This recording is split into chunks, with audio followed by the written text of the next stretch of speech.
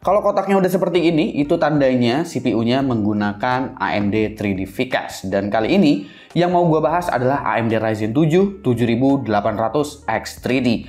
Sebelumnya gue udah sempat ngebahas untuk AMD Ryzen 9 7950X 3D. Dan di video tersebut juga gue udah menjelaskan sedikit demi sedikit mengenai 3D V-Cache itu seperti apa. Singkatnya, 3D V-Cache ini sebetulnya udah ada sejak zamannya AMD Ryzen 7 5800X 3D. Tapi saat itu AMD masih menyematkan 3D V-Cache ini hanya pada satu seri prosesor aja. Dan untuk di AMD Ryzen 7000 series, AMD menghadirkan gak cuma di satu prosesor aja, melainkan di seri paling atasnya juga, yaitu 7950X 3D. Untuk kehadiran dari 7800X 3D ini memang sedikit terlambat karena sepertinya justru 7800X 3D yang memang jadi jagoannya AMD sebagai CPU gaming mereka, bukan si 7950X 3D. Kalau gua ngecek review gua sebelumnya mengenai AMD Ryzen 9 7950X 3D, CPU tersebut memang nggak terlalu begitu menunjukkan kemampuan gaming yang signifikan daripada si AMD Ryzen 9 7950X 3D. Karena ada dua CCD di dalam AMD Ryzen 9 7950X 3D. Beberapa reviewer luar itu juga udah sempat ngetuning 7950X 3D menjadi satu CCD, alias core-nya dipangkas dari 16 core menjadi 8 core dan mendapatkan performa yang sangat-sangat luar biasa karena jadi cuma ada satu CCD aja. Menariknya, AMD Ryzen 7 7800X 3D ini dia punya satu CCD aja karena memiliki 8 core 16 thread. Yang dimana dengan adanya satu CCD ini itu interkoneksi antara dari CCD menuju I/O die, habis itu ke memori. Ini delay atau response time-nya atau latency-nya itu jadi jauh lebih pendek yang menyebabkan 3D V-Cache akan berjalan jauh lebih efektif daripada 7950X 3D. Kalau kita bicarain spesifikasinya sih sebetulnya dari segi clock speed 7800X 3D ini nggak seimpresif 7700X sebetulnya. Karena untuk maksimum turbo boost-nya aja, itu dia maksimum clock speed-nya boost-nya ada di angka 5 GHz dan base-nya ada di 4,2 GHz. Arsitekturnya masih sama dengan Z4 5 nanometer, ada iGPU-nya juga RDNA 2 tapi 2 CU aja, hanya sekedar untuk bantuan decoder, encoder, dan juga untuk bantuan display apabila kalian nggak punya kartu grafis, tapi karena ini CPU gaming, jadi gua rasa kalian bakalan beli GPU atau kartu grafis apabila kalian menggunakan CPU ini. Karena menggunakan Z4 tentu ini adalah CPU dengan soket AM5 yang berarti kalian bisa menggunakan motherboard dengan chipset 600 series dari AMD seperti X670E, X670, B650E, B650 hingga A620 yang memang baru aja rilis. Gua bisa bilang AMD Ryzen 7 7800X 3D ini cukup ideal apabila kalian mau pasangin dengan motherboard entry level dari AMD seperti A620 karena 7800X 3D ini dia TDP-nya cukup rendah, ada di angka 120 watt dengan PPT di angka 162 watt. Disclaimer juga untuk TDP dan juga PPT ini nggak menggambarkan CPU package power yang akan keluar dari CPU-nya nanti. Jadi itu adalah bisa dibilang apa ya, kalau dari AMD itu acuan apabila kalian ingin menggunakan cooling. Jadi sebetulnya untuk menggunakan Ryzen 7 7800X 3D ini tetap direkomendasikan menggunakan water cooling. AMD sih merekomendasikannya menggunakan water cooling 280 mili. Waktu gue nge-review Ryzen 9 7950X 3D, gue memang nggak melakukan pengujian untuk tuning menjadi satu CCD karena menurut gue aneh aja gitu kalau misalkan ada orang beli CPU 16 core yang harganya udah mahal banget di atas 10 juta, abis itu malah dipangkas menjadi 8 core. Maka dari itu 7800X 3D ini menurut gue yang memang patut paling ditunggu apabila kalian hardcore gamer banget dan pingin mendapatkan kemampuan gaming yang frame rate-nya tumpah-tumpah.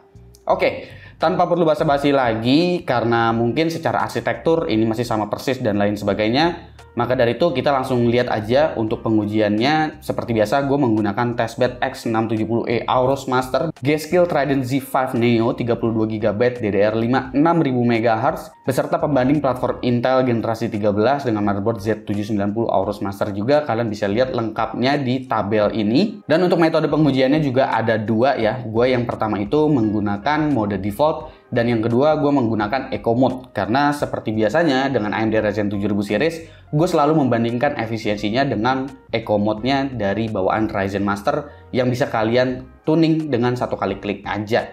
Oke, kalau gitu langsung aja kita lihat performance dari AMD Ryzen 7 7800 X3D ini. Oke, kita langsung mulai dari Cinebench R23. Di sini untuk AMD Ryzen 7 7800 X3D punya kemampuan multi-core lebih rendah daripada AMD Ryzen 7 7700X. Bahkan untuk kemampuan single core-nya aja itu juga lebih rendah dari 7700X.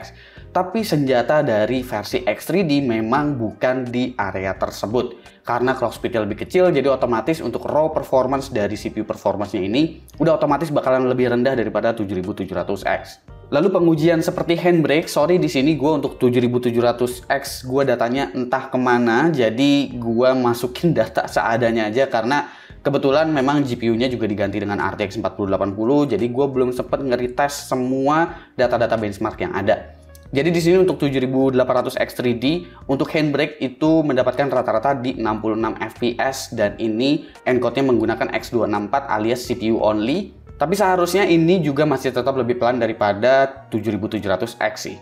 Lalu kita masuk ke Blender. Untuk scene bagian monster ini, datanya ini adalah sampel per menit. AMD Ryzen 7 7800 X3D mendapatkan skor di 130 sampel per menit, sementara pada saat penggunaan Eco Mode itu selisihnya sangat-sangat tipis.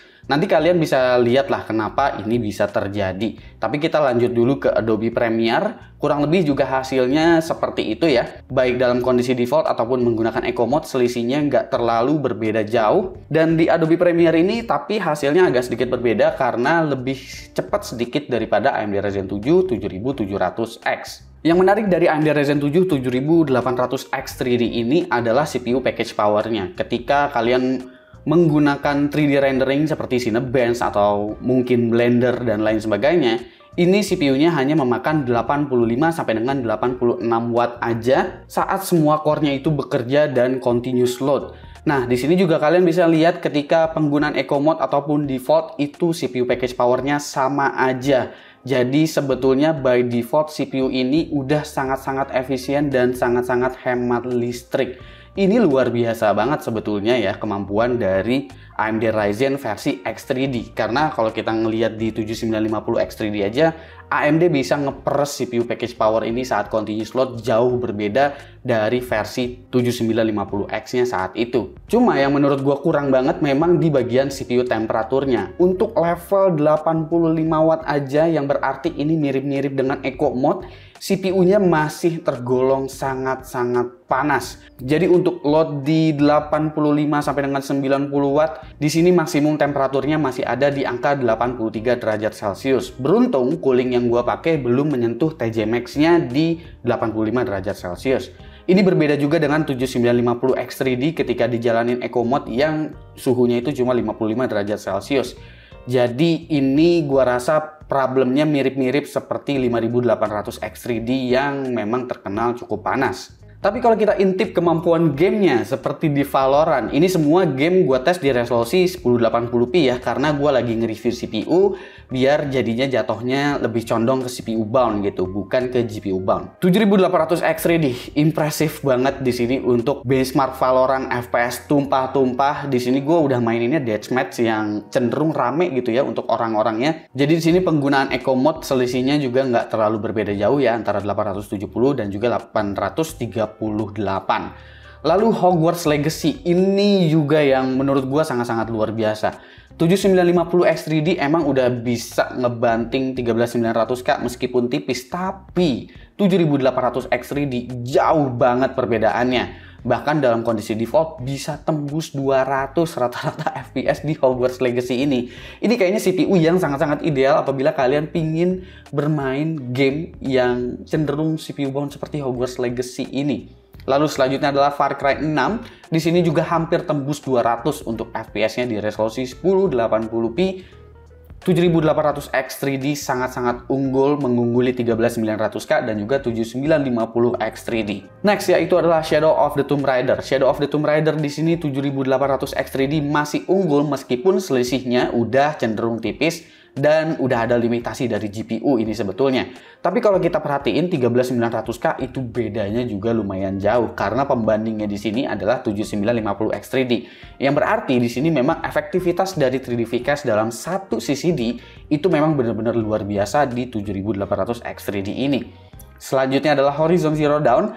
Lagi-lagi 7800X3D ini bisa mengungguli semua CPU flagship yang ada untuk kemampuan gamingnya. Meskipun selisihnya di sini juga udah cenderung tipis, tapi tetap aja 7800X3D udah bakalan bisa ngangkat GPU kelas yang paling tinggi seperti 7900 XTX ataupun RTX 4090 ya. Pada pengujian Deathloop ini juga selisihnya hampir 20 FPS dengan CPU flagship lain, baik kalian menggunakan Eco Mode atau menggunakan mode default aja. Sebetulnya memang hampir nggak ada beda sama sekali sih. Lalu Cyberpunk 2077 di sini mungkin hasilnya agak sedikit berbeda karena mungkin RTX 4080 juga udah memiliki limitasi pada resolusi 1080p. Jadi untuk 7800X3D ataupun 7950X3D di sini hasilnya masih cukup berimbang, tapi yang memang udah lumayan ketinggalan ialah Core i9 13900K. Dan menariknya lagi, CPU package power saat kalian bermain game itu nggak sampai 85 watt seperti kalian continuous load saat melakukan 3D rendering. Jadi CPU-nya hanya berjalan sekitar 69 sampai 70 watt aja. Ini adalah CPU terhemat yang pernah gue cobain, khususnya untuk CPU kelas atas ya. Untuk bermain game loadnya bisa segini doang, ini sangat-sangat luar biasa. Yang berarti menandakan 7800X3D ini sangat-sangat aman apabila kalian ingin menggunakan kelas motherboard yang memang entry level, yang VRM-nya itu cenderung ngepas. Ini CPU high-end yang bisa dipasangin dengan motherboard murah bisa dibilang. Kalau soal harga, kalian bisa cek aja di kolom deskripsi karena saat gua lagi syuting video ini, gua belum mendapatkan informasi harganya untuk di Indonesia. Tapi harapannya ya tentu 7800X3D bisa menjadi CPU gaming yang sangat-sangat powerful untuk kelas CPU gaming high-end. Dan meski bisa disebut ini CPU gaming high-end, budget build sebetulnya bisa ditekan apabila prioritas kalian memang bermain game. Jadi CPU ini masih bisa sangat oke dipadukan dengan MOBO kelas entry seperti A620. Power CPU yang sangat rendah dengan efisiensi yang luar biasa pada kemampuan gamingnya ini juga nggak ngebikin CPU-nya jadi beban yang berat untuk VRM motherboard. Ini baru yang disebut CPU gaming hardcore. Dan sepertinya penggunaan satu CCD untuk 3D VCache memang tetap lebih efektif daripada dua CCD seperti pada 7950X3D. Adanya 3D VCache pada prosesor ini juga nggak mengharuskan kalian untuk menggunakan memori DDR5 dengan rating yang cukup tinggi. Jadi sebetulnya DDR5 5200 saja udah cukup.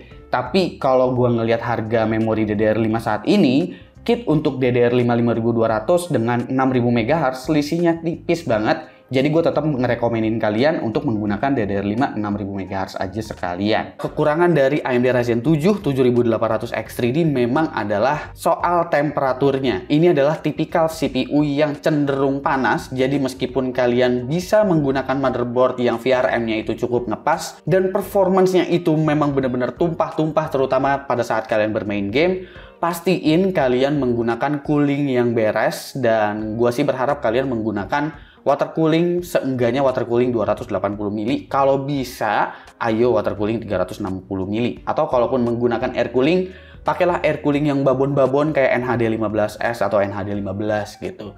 Dan segitu aja pembahasan gua untuk AMD Ryzen 7 7800X3D ini. Sorry kalau misalkan datanya belum begitu lengkap karena seperti biasa, untuk review day one seperti ini, batasan waktunya sangat-sangat mepet, khususnya untuk di Indonesia ini sih. Jadi semoga next time gue bisa bahas lagi lebih lanjut untuk CPU-CPU AMD yang menarik kayaknya buat dikulik-kulik, contohnya seperti 7800X3D ini.